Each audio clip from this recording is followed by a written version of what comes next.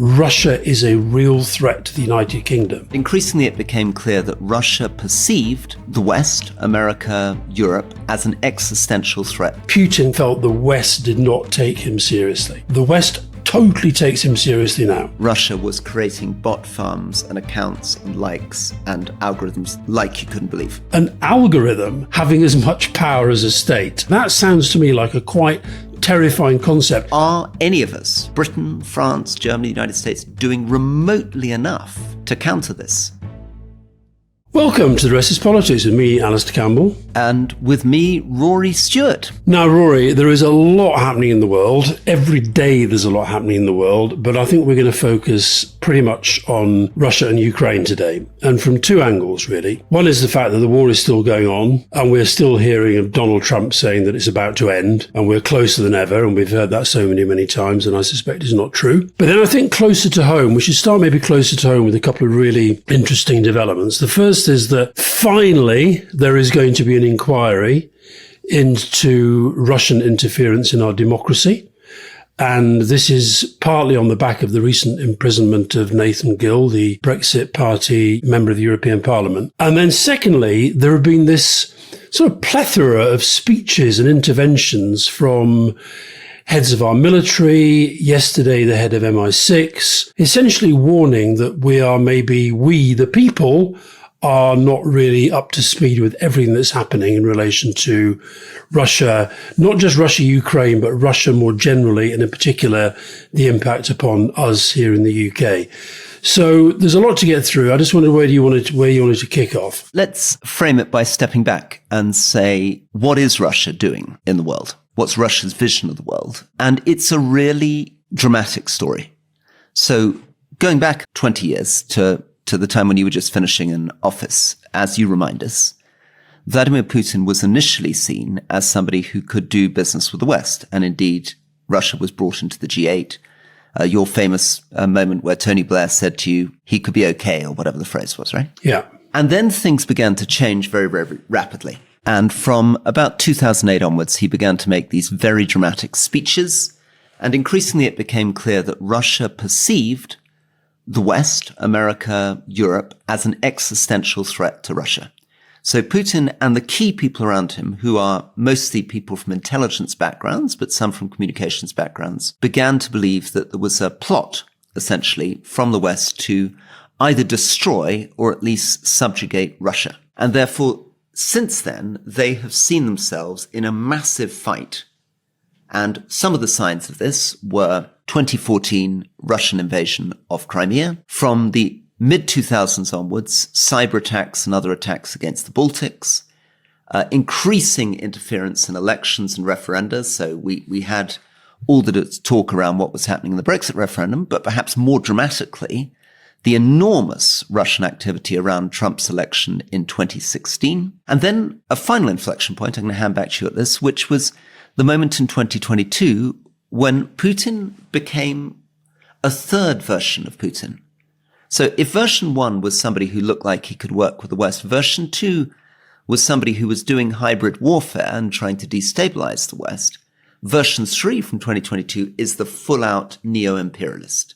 Because even a lot of Russian watchers who knew him well, and to be fair, our intelligence agency and the CIA had a lot of information on Russian armor, Russian troops moving up to the border, and therefore was sounding alarm calls. But even the Ukrainian Central Command didn't believe Russia was quite going to do what it was going to do in 2022, that this was the moment at which Russia went well beyond little green men hybrid warfare into a full-on explicit invasion of a neighboring country. Back to you. It's interesting when you go through the stages of Putin, how I see it is that so he emerges as a KGB guy. He gets himself into pole position to take over from Yeltsin. He does so. And at the start, and I think this, when you say about when Tony Blair said to me, this guy's going to be okay, I think because at that point we felt Putin was trying to point Russia in a much more kind of Western friendly sort of direction. That was the impression he was giving. And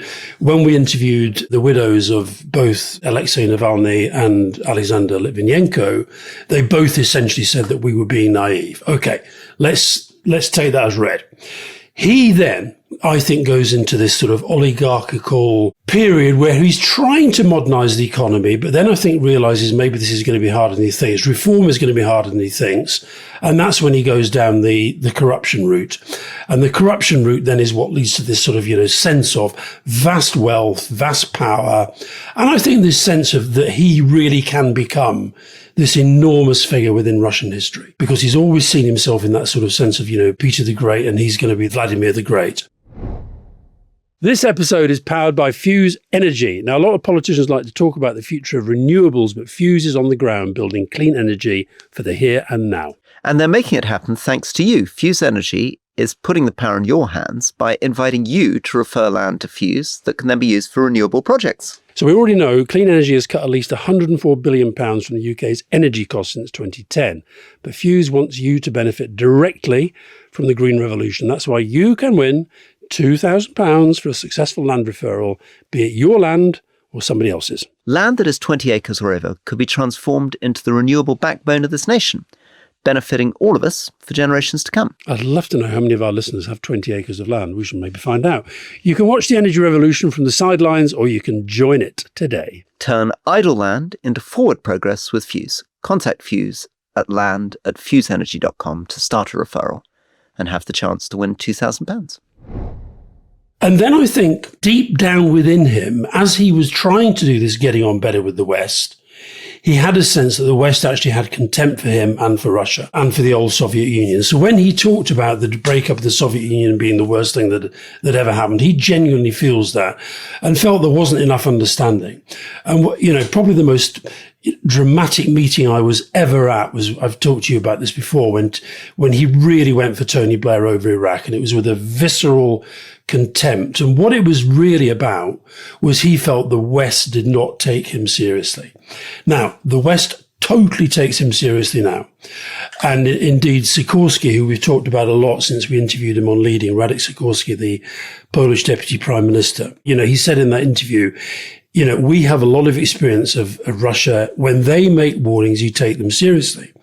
Now, I think what's happening with this extraordinary, it's clearly organised this. The fact you've had the head of the Navy, the new Chief of Staff of the Armed Forces, the head of MI6, Yvette Cooper, the Foreign Secretary last week, all essentially saying the same thing. Russia is a real threat to the United Kingdom. Blaise Metroelli, the new head of the MI6, she had one sentence on China in an otherwise very wide-ranging speech. It was basically about Russia. Just before we get on to that, because I think that's really interesting, I'd love you to take us through Blaise's speech, C's speech, new head of MI6's speech. But just finally, to just finish off this question of how Putin feels and how he views the world. Part of the story, and it's told very powerfully by an academic who's now a colleague of mine at Yale called Mary Soroti, who wrote a book called Not 1 Inch, America, Russia and the Making of the Post-War Settlement, which is all about the fact that through the 90s into the 2000s, East European states were very, very keen to join NATO. And the Clinton administration, under a lot of pressure from people like Richard Holbrooke, who were very keen to do this, accepted NATO expansion, which increasingly was perceived in Russia as a direct, aggressive threat to Russia.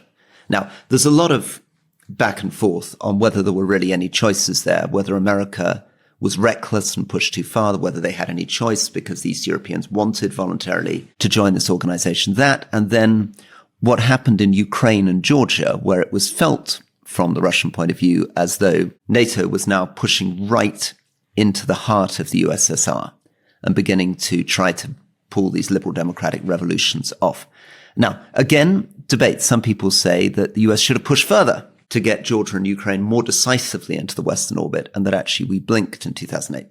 But from then onwards, the whole system is set up to create what Putin talks about as a multipolar world. And in the multipolar world, America is going to have its own hemisphere, and we'll come to that maybe in tomorrow's question time when we look at Trump and Latin America. China has its own hemisphere, and Russia dominates, in his mind at least, Europe. And lots of things flow from that. And we'll get on to what flows from that. But when he's directing his intelligence agencies, when he's thinking about how to fund Nathan Gill, this Brexit MP who's taking bribes to ask questions in Parliament, this is all about this existential fight between what he sees as globalized Western liberal democracy, Europe, and in the past the US, and Russia on the defensive. One of the things that came out of the Trump national security strategy that we talked about last week was this line. It didn't actually get that much attention because there was so much else in it.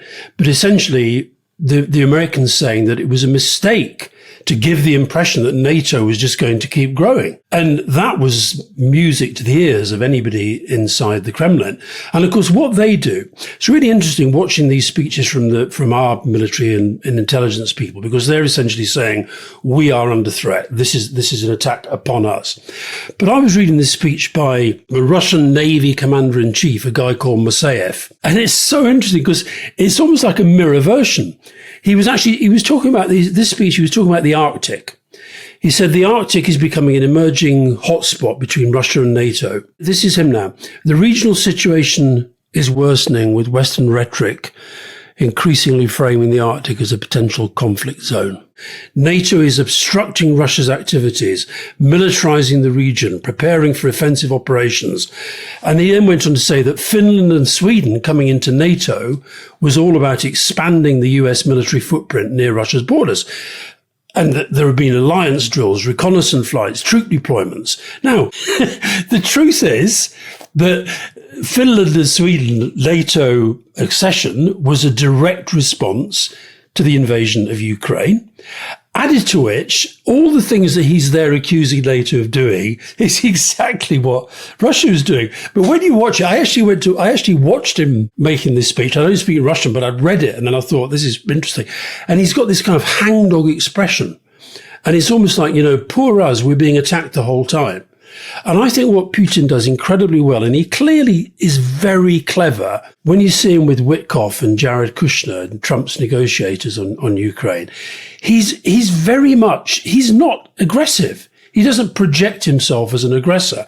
So I think what has happened, and the reason for these speeches from our guys, is that they are genuinely worried that the British state, has sought to downplay what is a genuine threat, which we don't yet fully understand. So when we talk about hybrid warfare, what do we actually mean? And there's something for you in this, Rory. I'd be really interested in you, because Blaise Metroelli's speech, a lot of it, I hadn't realized that actually she's a sort of early student of AI. It may be one of the reasons why she got the job in the first place. But what is really interesting about her speech is the extent to which it's actually as much a speech about technology as it is about the conventional sort of, situations that the security service would normally be telling us to deal with.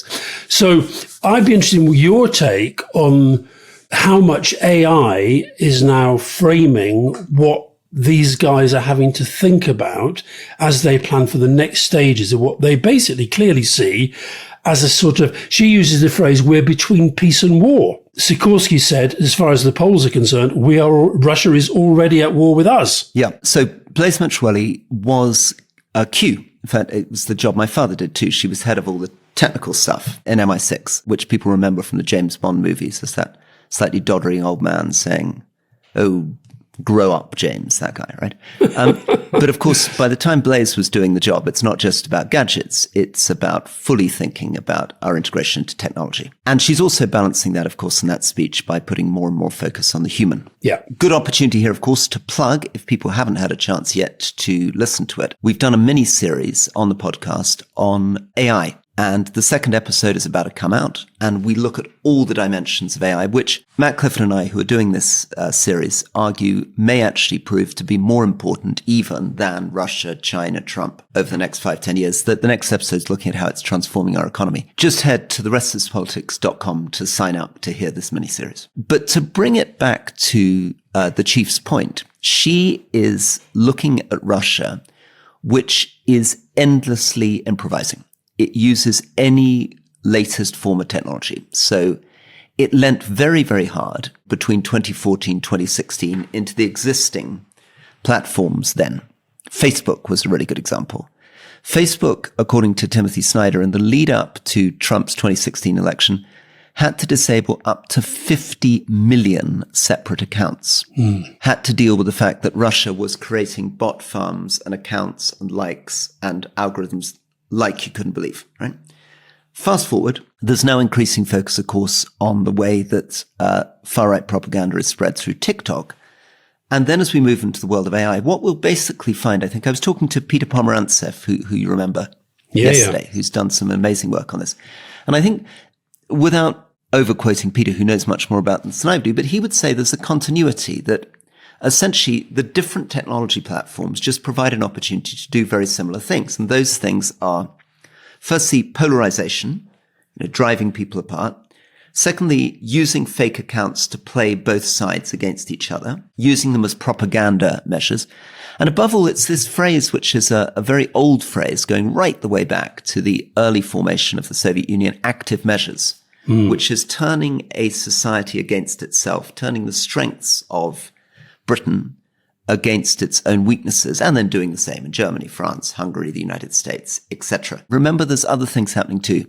Russia is also engaged in a lot of sabotage activity. So there have been fires in warehouses. There have been an assassination attempt against the head of Rheinmetall, which is a Russian assassination attempt, the biggest armaments manufacturer in Germany. There are the increasing use of the shadow fleet, which are these non-registered Russian vessels, which are smuggling and carrying sanctions through the Baltic. Those vessels are now used by the Russians to fly drones. Those same vessels are used to cut undersea cables, right? And in the Baltic, they can be fixed relatively easily because the Baltic's quite shallow. But the Russians have the technology to do this in the Atlantic. If they drop Atlantic cables, it's much, much longer, months, even years, to get those cables fixed. Then there's assassinations. We talked about, of course, Skripal, which was the big wake-up call for us here in Britain. But then there's the pressure on expatriate Russian, Ukrainian, Belarusian communities right the way through Europe and the United States, both intimidating critics. So there's this amazing ladder. I was talking to Anton Shekhovstov about this, who's really is the big expert on the far right, but he was explaining how essentially there's a whole language here. Initially, you're described as a foreign agent, which is not too bad. Then you're described as an extremist.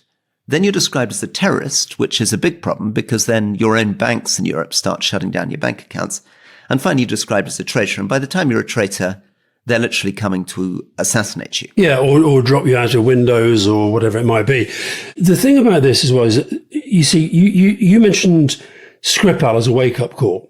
But actually, we'd had plenty of wake-up calls before that. And I think where Putin comes at this, and since when you talk about active measures, I would argue that the information operations that they ran in relation to Brexit and the Trump election 2016, they are what you would call active measures. That is where they are deliberately and strategically interfering in the activities of another country. And just to go back to Blaise Matravelli's speech, so she says this, and this relates to what you were saying about your series on AI. There is incredible promise in all of this. This is technology for all of us, from green technologies to hyper-personalized medicine. But there is also peril. AI-powered robots and drones are brilliant for scaled manufacturing, but devastating on the battlefield. Now, just think about that. Just in this last couple of years within the war in Ukraine, the nature of warfare has changed. She goes on to say, discoveries that cure disease can also create new weapons. And as states, just get this, as states race for tech supremacy, or as some algorithms become as powerful as states, these hyper-personalized tools can become a new vector for conflict and control. At the same time, the foundations of trust in societies are eroding.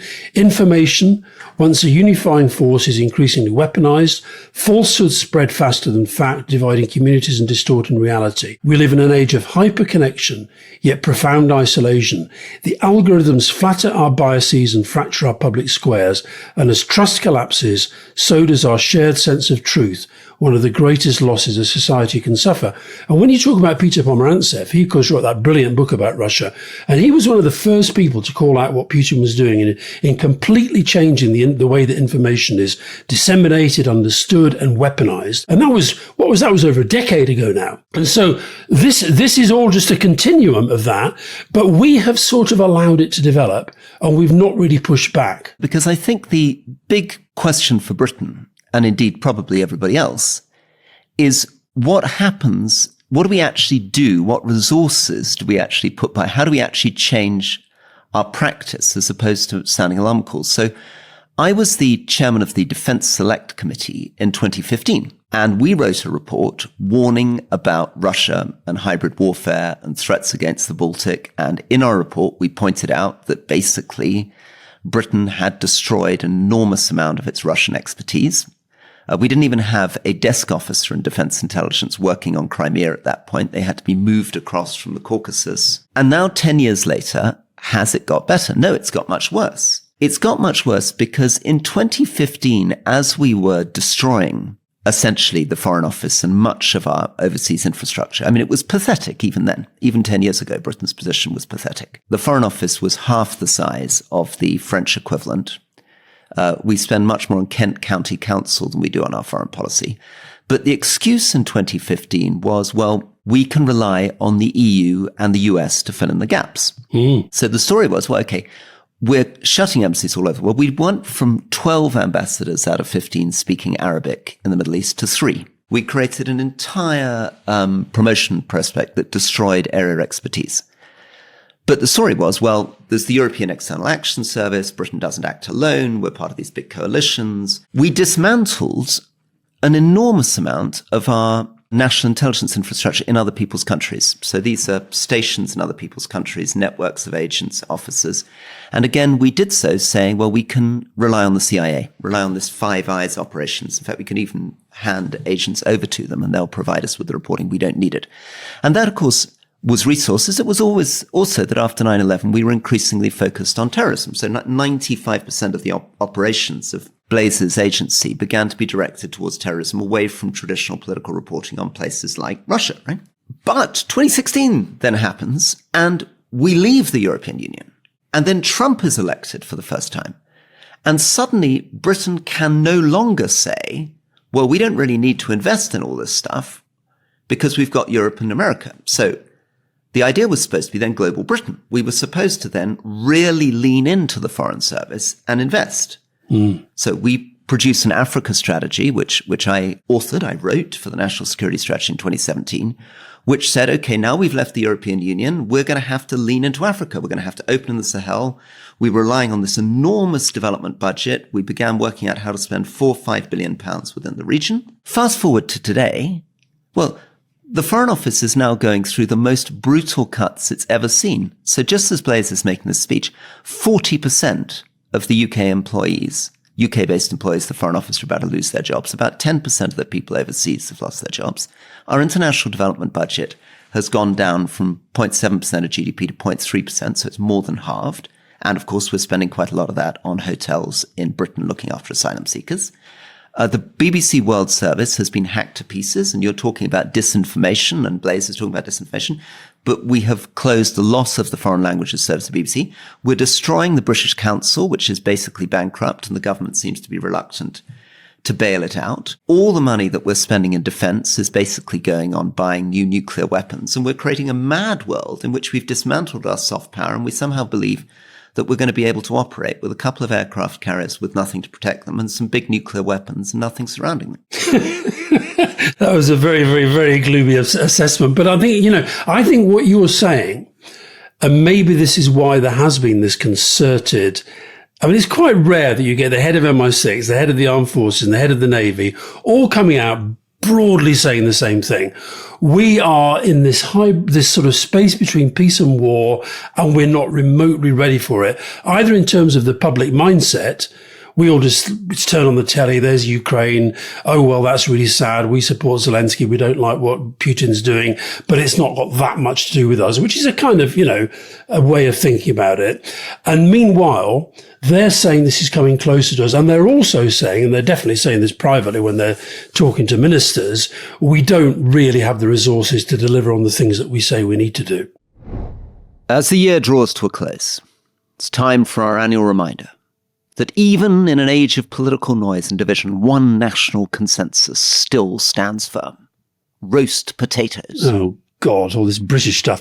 If you're wondering, however, what to buy the politically obsessed person in your life this Christmas, might I gently suggest a year's membership to The Rest is Politics Plus? It's the thoughtful kind of present. Ad-free listening, bonus episodes, early access to Q&As, book discounts, and perhaps I think most interesting, it's our mini-series, available only to members, focusing on the world's most complex characters and topics. We've already explored Rupert Murdoch and J.D. Vance, and we're doing many more subjects to come. So think of this as a civilized gift to allow families to disagree agreeably over Christmas. What could be nicer? And if you've left it until Christmas Eve, as I fear I often do, the great thing is it's digital. No queues, wrapping or panic. The membership lands neatly in their inbox on Christmas Day. So spread a little political peace and goodwill. Head to therestispolitics.com and click Gifts. Rory, today in Parliament, Steve Reid, Secretary of State for Housing, Communities and Local Government, announcing an inquiry into Russian interference in our democracy. And I was very excited when I heard about this. I thought, we're going to do Brexit finally. We're going to get the Russia reports. We can get all the intelligence and we're going to get Musk and it's going to be massive. And Farage will be compelled to give evidence under oath. It's not quite that. It's not quite that. But what it is an independent inquiry, as I understand it, headed by a former senior civil servant who can ask for witnesses, can't compel them. That could be a bit of a problem. But it is going to look at, on the back of the Nathan Gill imprisonment, just how deep a problem we have got with our politics, political financing, political donation, and the seeming ease with which it appears to be possible for people who are not British to interfere in our democracy. So I'm glad that it's happening. I wish it had happened sooner. I wish that it was actually an inquiry that compelled people to give evidence under oath. But let's just see who agrees to turn up and who doesn't. Yeah, my instinct, I think, which is shared with you, is that actually, if we want to resolve this issue properly, we need to limit the amount of money that can be given. And I would actually like to see us follow the South Australia model of public financing for campaigns instead of private financing. So we're not in hock to businesses, trade unions, and, as you say, foreign interests. And then deal with the problem of what MPs do after they leave Parliament and the kind of jobs they can take and the kind of people they can work for, because that's another way that the influence works. And then I think we've also got to look at the bigger picture of what Russia's trying to do in our democracy, in the democracies of Europe and the US. Yeah. Let's maybe take a step back, because we can only really understand what they're doing when they're giving money to Nathan Gill if we look at the broader picture of what they think they're doing in general. And what do we mean by them?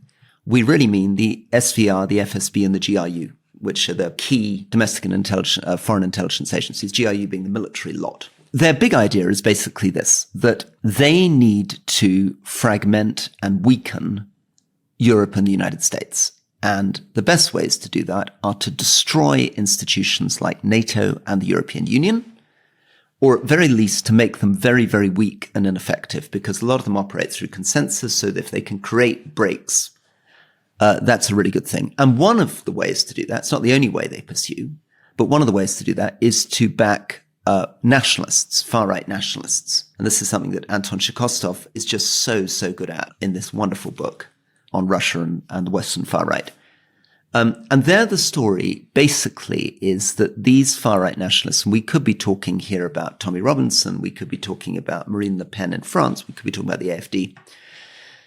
What they appeal to is that those groups agree ideologically with Russia on certain things. They basically agree with Russia that there is a big fight for traditional Christian values, in inverted commas, against kind of woke modern ideology. They basically have the same imperial nostalgia. And then I think also a sort of genuine favor for traditional authoritarian rule against what the far right see as liberal democracy, globalization. I mean, a lot of the times when we're being attacked on Twitter from people from the right, they will often refer to us as globalists. So a lot of this stuff is part of the general Russian rhetoric. I think investigating this is great. I think there's a big question about how on earth Reform are going to find 650 candidates for the next election, given that they're leading in the polls, and vet them properly and make sure people don't have links into this. The only saving grace, I think, in Britain is that there's not much electoral support for being pro-Russian. By and large, Britain, unlike big sections in Germany, is on the Ukrainian side in the war. And one of the things that I think will have surprised Russia is they really felt that they'd sort of bought Britain. You know, there was a lot of Russian dirty money flowing into London. There was an enormous amount of Russian funding, particularly of the Conservative Party, my colleagues, They may well have thought that, Boris Johnson would be somebody who'd be sympathetic towards them. In fact, when push came to the shove and the Ukraine war happened, that all fell to pieces immediately. Johnson came out very, very quickly and powerfully in favor of Ukraine. And probably since Skripal, Britain has been more hawkish than France or Germany, much more determined in terms of sanctions, in terms of weapons. Yeah, but I guess what we were talking about in the first half, I think, yes, you're right, that if you ask people in an opinion poll, are you on Ukraine's side or Russia's side, people are going to see Ukraine. Whether we would actually then follow through to the ultimate degree as to what that means, I don't know. What I think is really interesting about this, though, so if you just think about it, you and I have said till we're blue in the face, how come it is that Nathan Gill, who has gone to jail for 10.5 years, for taking bribes from an adversary to spout their propaganda in the European Parliament, and he is still virtually unknown by the British public. His jailing was like a one-day wonder, and then it went away. I just don't know what's happened to our political and media psychology that is not a huge, huge story. You said that Skripal was a wake-up call. I'm not sure it was a big enough wake-up call. I hope this inquiry can be a wake-up call, because I do not believe that Putin, we've said this before, Putin was personally briefed on this guy, Nathan Gill. That means the idea that that's the summit of their intelligence operations and their bribery strategy inside Europe is a nonsense. They put billions into this stuff, into the sort of espionage and the sabotage and all the rest of it. So I hope this inquiry wakes us up to something that we've been asleep at the wheel for too long. And also, I hope that at some point we're going to realize that we're not dealing with a black and white world. I mean, they're deliberately using lots and lots of tactics, many of which are quite difficult to pin down. This was the problem. Everybody, I think, in the entire world has heard Trump talk about the Russia hoax. Yeah. Right. But the fact is that Russia did an incredible amount during the 2016 election to try to help the election of Donald Trump. GRU, the Russian military intelligence, stole documents from Democratic candidates. Tens of millions of Americans encountered Twitter posts which were put out by Russian agents. There was a huge amount, of course, as people know, and Timothy Snyder's written about this, of support for Trump businesses that came from Russian individuals and Russian businesses. Trump was paid $20 million to go and do Miss World in Moscow. A lot of the apartments bought in Trump buildings were bought by Russians, by Russian shadow companies. So altogether, we have a world in which all of that exists, right? Russian money going into Trump businesses. Russia really trying to make sure that Trump is elected in 2016. They made no secret about that at all. Why? Well, they all explain that in detail, because they think that Trump being elected is likely to weaken NATO and the EU and put Russia in a strong position. On which they've been proven right. Absolutely. But the problem was that Robert Mueller couldn't prosecute it because he had to prove something more difficult. He had to prove collusion. He had to prove that Trump had deliberately coordinated all of this with Russia rather than simply that Russia was trying to do it. Let's take another example, which would be difficult for your inquiry. How do we deal with someone like Tommy Robinson, who's not an MP? And have the press reported enough on Tommy Robinson's Russian links? And what would be involved in it? So when he was sent to jail, people remember, for defying a court order, as soon as that happens, Russian tabloid journalists start promoting him. The Russian Ministry of Foreign Affairs, this is back 2018-19, starts putting out messages saying Tommy Robinson is being persecuted for his beliefs. Robinson is then invited to Russia, where far-right ultra-nationalists platform him, where the major website that did the Trump interference with backing from Prigozhin, the guy from the Wagner Group who was killed, profiles Tommy Robinson. Robinson gives interviews with Russian talking points, basically saying EU's evil, Merkel is undermining Western security, America is supporting Islamist terrorists, etc., etc., etc. Oh, he actually says that he thinks that there's not much likelihood that Russia did the Skripal thing. And eventually in 2022, Tommy Robinson is to be found mounting a pathetic demonstration outside the Ukrainian embassy, effectively taking the Russian side on the Ukraine war, right? And one of the guys that's trying to give him political asylum is a man from the German AfD, and this guy from the German AfD has now been exposed as taking money from the Russians to ask questions in the European Parliament and in the Bundestag. Now, all of this is documented by Anton Chikostov, but none of it quite amounts to something you could necessarily put Tommy Robinson in jail for. And of course, everybody is very worried about legal challenge, very worried about being sued, very difficult to prove the money. I mean, when the Russian intelligence agencies are clever, which they weren't with Nathan Gill, they would be finding ways of moving money or promising future money to people that would be much, much more difficult to track down. Tommy Robinson, I'm sure, will push back hard on this. The sourcing for this has come from very detailed work done by Anton Chikostov, who is an extremely diligent academic working in Vienna. But of course, there will be two sides to all these stories. But what I suppose I'm trying to get across is that in all these cases, it's a very, very complicated story. And where the line is between visiting Russia, doing things with particular Russians, appearing on particular Russian medias, the Ministry of Foreign Affairs tweeting in your defense, and your policy positions is one that you can litigate back and forth. So I mentioned to you recently the Carol Cadwallader, Peter Duke's podcast series, Sergei and the Westminster Spy Ring. So you mentioned Boris Johnson saying when Ukraine happened, Boris Johnson was out there very, very strong, etc., etc., etc. Fine. Prior to that, the extent to which the Conservative Party allowed London to become this place where Russian oligarchs could sort of, do whatever they wanted and were literally queuing up at Conservative Party fundraising dinners to pay huge sums of money to play tennis with Boris Johnson, to go and hang out with whoever the senior politicians were at the time. And it was like it didn't matter. I don't think we've ever got to the bottom of how we allowed Lebedev not just to end up owning serious parts of our media landscape, but then getting us seated in the House of Lords, and go back to Johnson as Foreign Secretary, going off to that bunga bunga party, getting rid of his security detail, and ending up having lunch or dinner with Lebedev Senior, who is a sort of worked for the KGB for years. So all of this, I think, tells a story that we didn't want to hear. And Trump was talking, by the way, about the Russia hoax even yesterday in the context of Rob Reiner, famous director, actor, horrible, horrible, horrible murder. He's murdered alongside his wife. It's a horrific story. And what does Donald Trump do?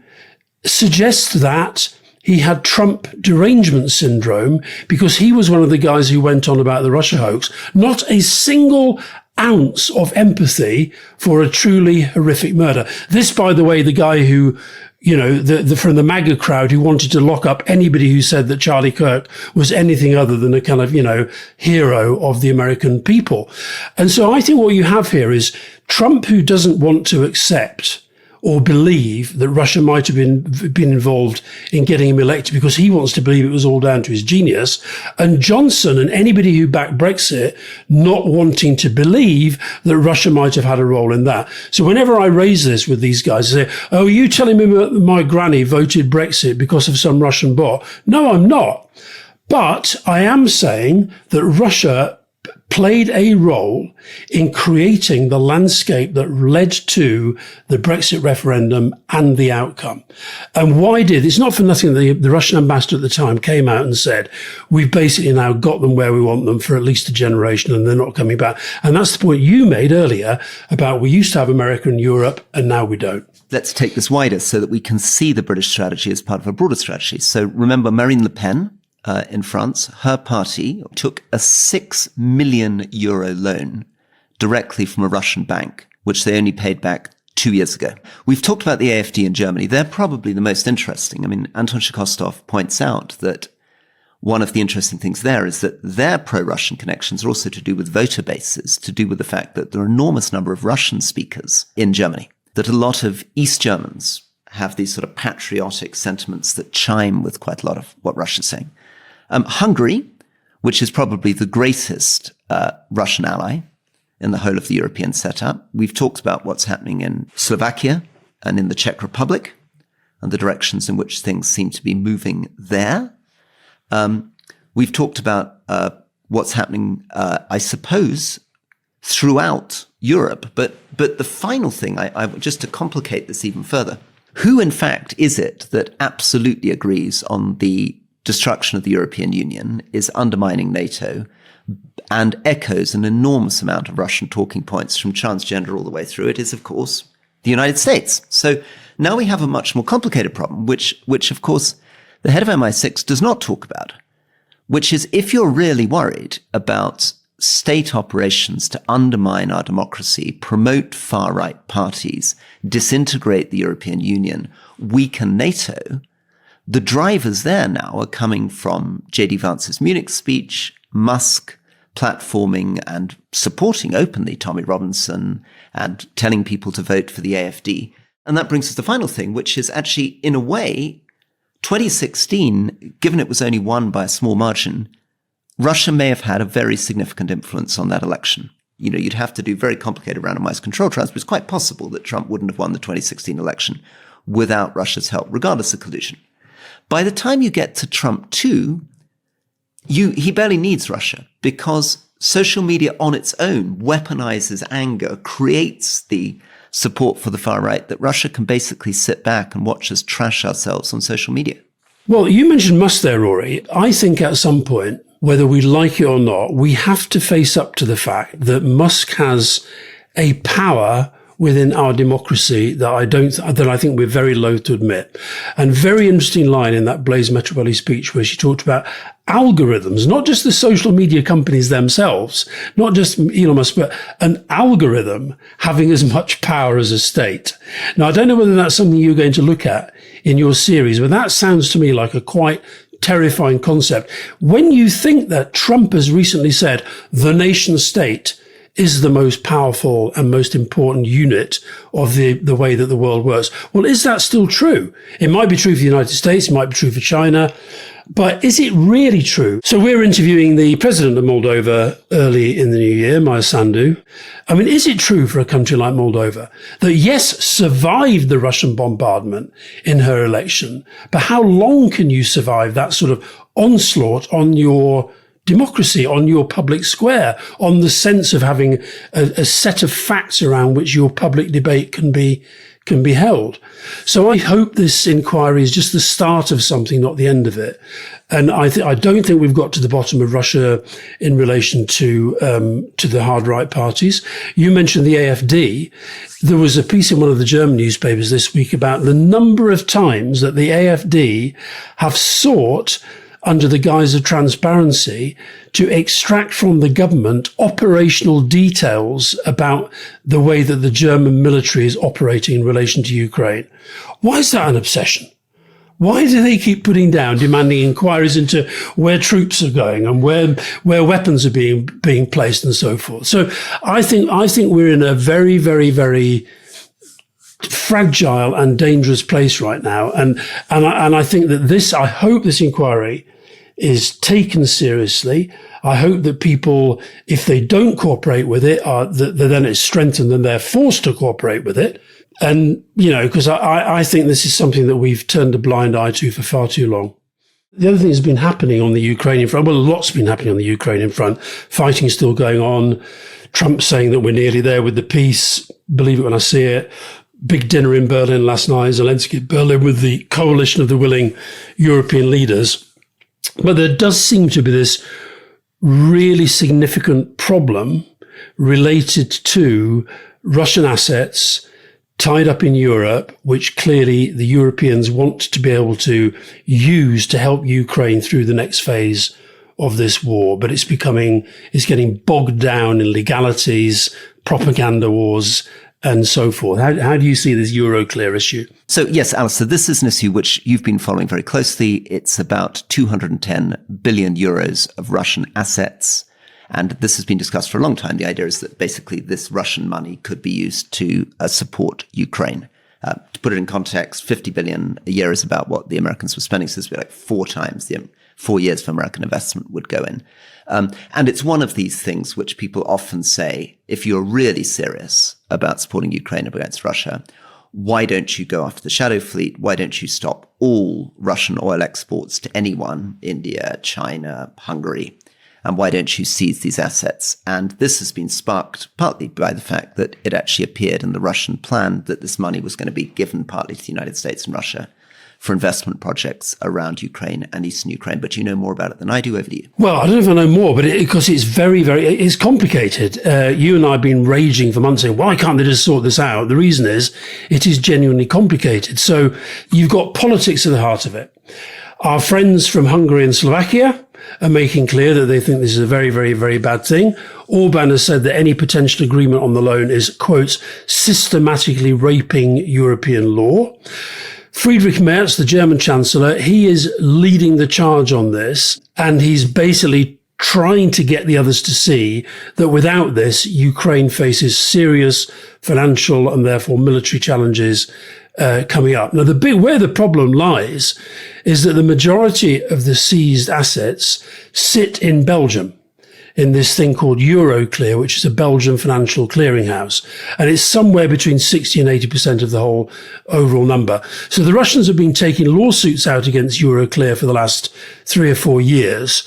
And what the Belgian Prime Minister Bart de Wever is saying is that if this loan goes through as a loan and the Russians are then successful in a legal appeal, Belgium, not the European Union or the European Commission, would be on the hook for it. And as the debate develops, you've got other countries now, Hungary and Slovakia, obviously, Italy, Malta, Bulgaria, Czech Republic, all saying they've got doubts about whether this can be done.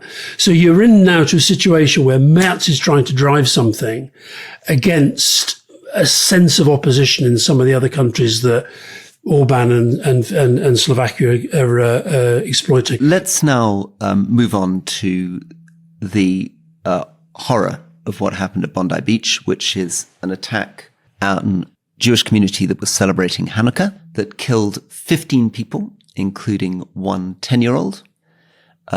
Looks at the moment as though the attackers were 2 people armed with hunting rifles. There's many people, I think most people now will have seen the horrifying footage. They also will have seen the very brave action by a man called Ahmed Abu Abad, who, it's extraordinary, literally creeps behind a car, comes up pretty quickly behind a man with a gun and unarmed himself, puts him in a bear hug, rips the gun out of his hand. And of course, this is very much touching every kind of nerve, because many Australians, particularly obviously my friends in Australia who are Jewish or who are connected to the Jewish community, feel that not enough has been done by the Albanese government to tackle anti-Semitism. I experienced this personally because the chief rabbi of Sydney accused me of anti-Semitism a few months ago because he said I was holding Israel to higher standards than European powers in Gaza. And this whole question of genuinely massive rise in anti-Semitic attacks. There have been arson attacks against synagogues. The Jewish community is increasingly frightened. But this is tangled up in the question around hate speech and the question around whether large demonstrations protesting Israel's actions in Gaza are encouraging people in this direction. And so we're now right back in the heart of this question. Is it possible to try to do what Albanese is doing, which is clearly condemning this, speaking out against anti-Semitism, in fact, even taking action in universities to stop it, which isn't enough for many Jewish people in Australia who feel he hasn't been on their side enough, but is beginning to very much worry people who feel that some of his stuff in universities is going to stop a free discussion about Israel's crimes in Gaza. Yeah. I mean, look, this goes to the heart of a debate that you and I have been having ever since October the 7th. And that, as we've said many, many times, any attempt that you do to try to, as it were, put both sides, you get sort of hit by both sides at the same time. And I think there were people who were trying immediately to exploit this politically. I thought the initial comments of the Israeli foreign minister were inappropriate. He essentially came straight out making this a political attack on the Australian government. I mean, I think when these things happen, I think everybody should find it within them to say that this is just to be condemned, there is no possible justification for it.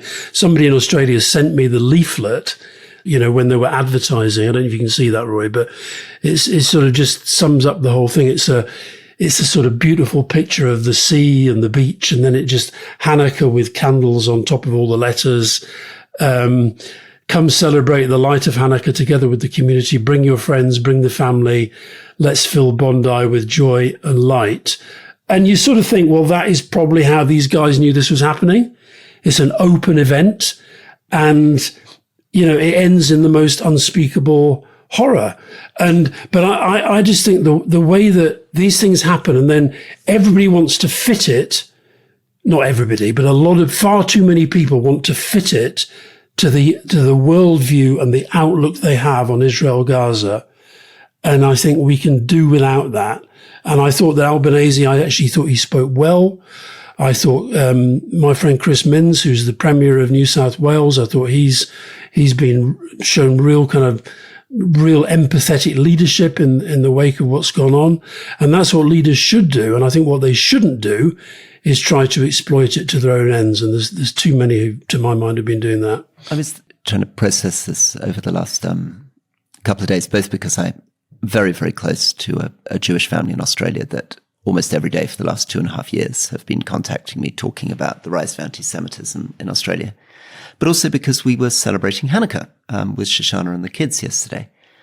And I think it's important to try to communicate to people as often as possible what happened there. It would be like somebody choosing, if you were talking about a Christian community, to target, children and grandparents celebrating Christmas. Or if you were a Muslim community, everybody getting together for Eid and you choosing to break into a community place or a mosque at Eid to kill children and parents celebrating their most holy religious festival. I mean, it's utterly, utterly unspeakable. But the fact that it's unspeakable is also what should give us pause to think that this is, when something like this happens, we think, well, that is the entirety of that side of the debate. Actually, you could come in. I mean, I just thought you mentioned the guy, Ahmed Al-Ahmed. I mean, what a name to have for a hero in this context. He's called Ahmed Al-Ahmed, and he emerges out of nowhere and disarms this guy and gets shot twice, and the whole world recognizes him as being a hero. And, I just think we should maybe just think about what that means as well. What that means is that there is somebody who has been assimilated into Australian life, who sees something bad happening, and whose instinct is to do something of the utmost bravery that probably almost certainly saved a lot of lives. It was absolutely unbelievable. And I just sort of keep replaying that shot, trying to work out, whether I would have been able to pull it off. I think I probably wouldn't. I mean, and to do it so quickly. He's not doing what a lot of us would do, which is hover behind that car thinking. No, that was instinct. That was pure instinct. One of the many great things about Australia is when New Year comes and there's always fireworks going off on the bridge, and I get, that's going to be heavily influenced. The feeling around Christmas and New Year is going to be heavily influenced by this. And maybe to bring this all together, we're talking about a world of accelerating threats. We finished with terrorism, Islamist terrorism directed against the Jewish community in Australia, but we began with Russia, a national state actor using every different form of hybrid warfare. We talked about sabotage. We talked about assassinations of Russian nationals abroad. We talked about propaganda. We talked about artificial intelligence. We talked about social media. We talked about interference in the American elections, the AfD in Germany, Le Pen in France. And of course, we brought it all back home to Britain. How do we defend ourselves? How do we think about not just tracking down, giving cash to a man like Nathan Gill, but all the other ways? I try to use the Tommy Robinson example to illustrate the ways in which Russia can actually support people without doing anything that actually allows us to prosecute. And finally, are any of us, Britain, France, Germany, the United States, doing remotely enough to counter this? Where are the resources? Where are the people? Where's the spend? What I fear we have is very good people like Blaise Metroelli at the top, your friend Jonathan Powell, very impressive national security advisor, but beneath, Where are the people? Where are the resources? Where's the real investment in this? And remember too, before we get too much focus just on the far right, how much the Russians proved with Gerhard Schröder that they can corrupt social democrats. That whole Schröder network, he was given an extraordinary, hugely high paid job, Russian state-owned company. And that's one of the reasons that that entire network was reluctant to impose sanctions, was weak on Ukraine, etc. So these threats can come from every form of unexpected direction. And in order to deal with this, we need to step up. Yeah. Okay. Well, I suspect that is why all these speeches are being made. But because they're civil servants, as it were, they can't say it quite as volubly as you have, Rory. But I think that's part of the point they've been making. See you tomorrow. We're going to talk about Latin America. We're going to talk about House of Lords and whether it's sort of overstepping the mark in the way it's dealing with a couple of issues right now. See you then. See you then. Bye-bye.